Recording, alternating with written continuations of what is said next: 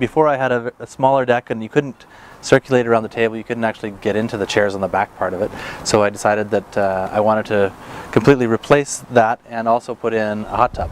So he came over and we had a little consultation, and he pretty much, we sort of came to some consensus about the best way to approach it. He's very thoughtful about the whole process and did a lot in terms of improving the ideas so that everything flowed together quite nicely. I came into it with my own ideas and sort of the general design about where things were going to be going, and we discussed together a number of different options because he's able to work with whatever medium that I wanted. In the end, this is ended up being PVC because I wanted something that was really low upkeep, and with some cedar integrated into it to make it a little bit more natural. And I think that was one of the things that I liked the best.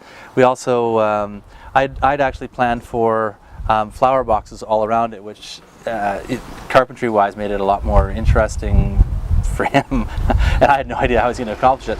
But in the end, it worked out really, really well. And we also integrated some storage spaces and those kinds of things, which again, he sort of would.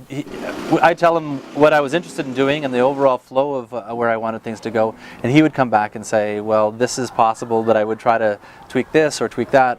And sometimes take the night and call me back in the morning and say, "I think I've got the right idea." And he'd also go around finding the best sort of fit for materials and hardware for various aspects of it.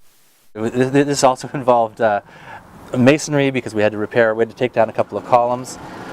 It involved electricians because we had lights integrated as well as electricity for the spa, and it involved pavement guys pouring concrete, and all this happened over the period of 9 days.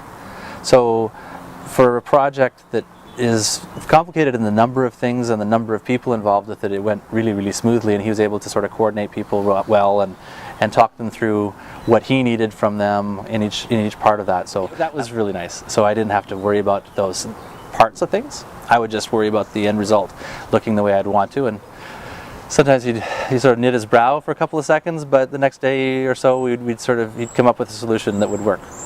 Oh, he's a great guy. Yeah, very honest and straightforward, and I like the way he works.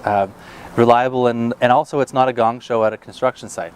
So at the end of the day, we could come out and sit outside without having a big mess. He would, all the workers were respectful, and he would keep things tidy, and everyone was nice to talk to along the way. And Dan is, again, a really upfront guy, and if I'd make a change or something that might add some cost, he would tell me that night and just make sure I was comfortable with it and say, this is what you're suggesting, and this is what I can do for that.